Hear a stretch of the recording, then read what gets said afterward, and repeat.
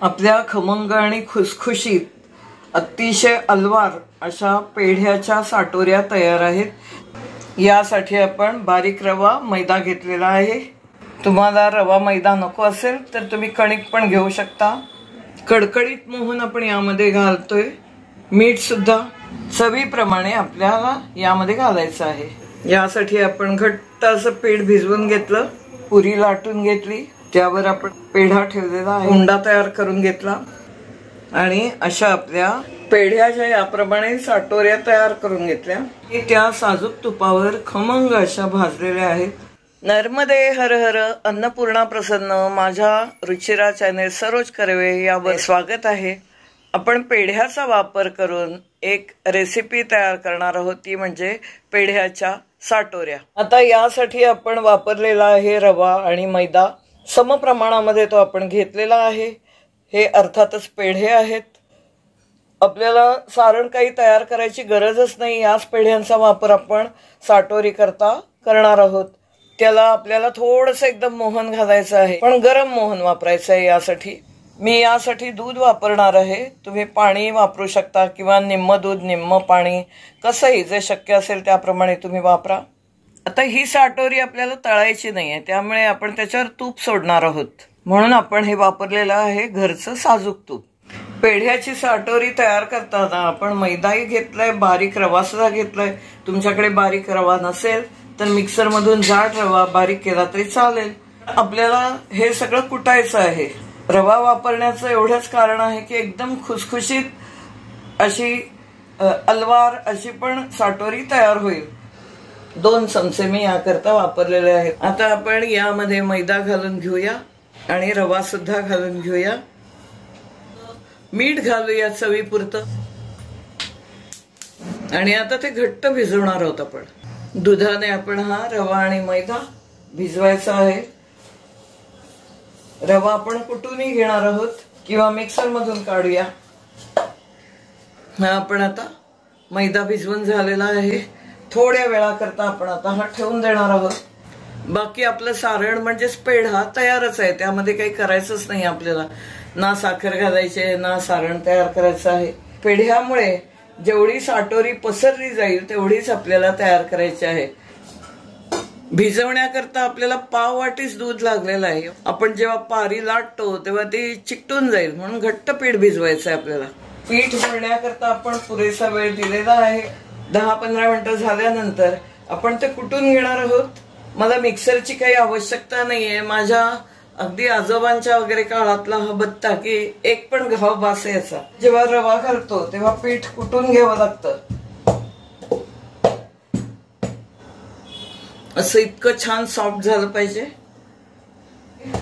आता आपल्याला याच्या लाट्या करायच्या आहेत आणि मग जे मऊसूत अशा साटोऱ्या तयार होतील किंवा एकदम खुसखुशीत। हे आपलं पीठ आता कुटून झालेलं आहे। याच्या आपल्याला तुकडे करून बारीक बारीक म्हणजे जेवढे पेढे असतील त्या प्रमाणामध्ये आपल्याला अशी लाटी तयार करून घ्यायची आहे। हे आपण अशा वाटीसारखा आकार दिलेला आहे खोलगट, त्याच्यामध्ये आपल्याला पेढा ठेवायचा आहे आणि तो सारण भरल्यासारखा करून बंद करायचंय। पातळ जेवढा शक्य आहे तेवढा लाटायचंय। असे आपण गोळे करून घेतलेले होते सुरुवातीला। याप्रमाणे आपण लाट्या करून घेतल्या। आता याचे उंडे तर तयार करून घेतलेले आहेत। हे पेढे कोणतेही रेडीमेड पेढे आपण आणू शकतो। आमच्याकडे मिळतात ते पनीरचे पेढे असतात, त्यामुळे मी एकदम प्युअर असलेले खव्याचे पेढे आणलेले आहेत।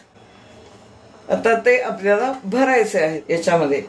इतका सोपा असलेला प्रकार आहे हा। पेढा घातल्यानंतर आपण सगळीकडून असं पूर्ण त्याला बंद करून घ्यायचं आहे। बंद केल्यानंतर आपण ती आता लाटणार आहोत।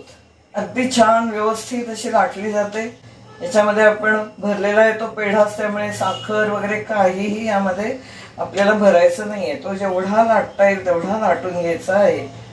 आपण बघतो आहोत याप्रमाणे आपल्याला तयार करून घ्यायच्या आहेत सगळ्या।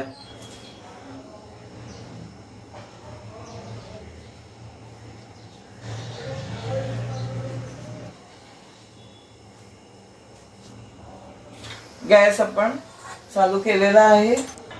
खवा असला की आपण खूप प्रकारे तो वापरतो। आपण खव्याच्या पोळ्या करतो, पण हा एक असा वेगळा मजेशीर भारी पदार्थ आहे की जो तुम्हाला नक्की आवडेल करून बघितला तर. आणि हा पेढा पिवळा आहे त्यामुळे साहजिकच मस्त गोल्डन असा रंग येईल ह्या आपल्या पेढ्याच्या साटोरीला. आता याप्रमाणे आपल्या साटोऱ्या लाटून तयार आहेत. तवा तर तापलेला आहे, त्यावर आपण साटोरी भाजायला ठेवायची आहे.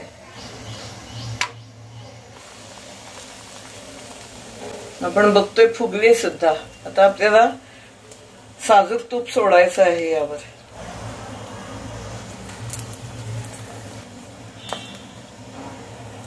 मस्त टम्म अशी फुगली.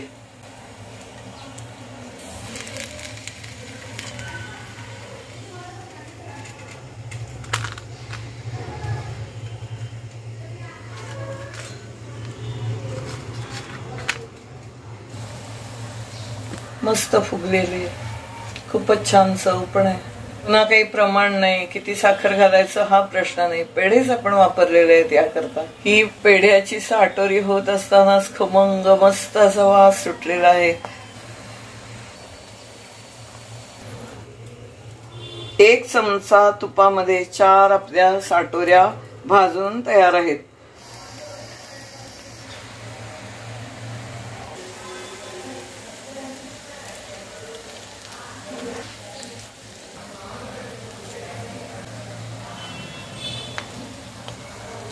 याप्रमाणे आपल्या पेढ्यांच्या साटोऱ्या तयार आहेत. तुम्हीही जशा दाखवलेल्या आहेत त्याप्रमाणे करून बघा, तुम्हाला नक्की आवडतील. माझं हे रुची रागदारीने तयार झालेलं रुचिरा हे चॅनल आहे. ते व्हिडिओ तुम्हाला बघायला पण आवडतील. तर जरूर जरूर जरूर चॅनल बघा, सबस्क्राईब करा, तुमच्या मित्रमैत्रिणींमध्ये लाईक शेअर जरूर करा आणि चॅनलला सपोर्ट करा. तर भेटूया पुन्हा अशाच छान व्हिडिओसह. धन्यवाद.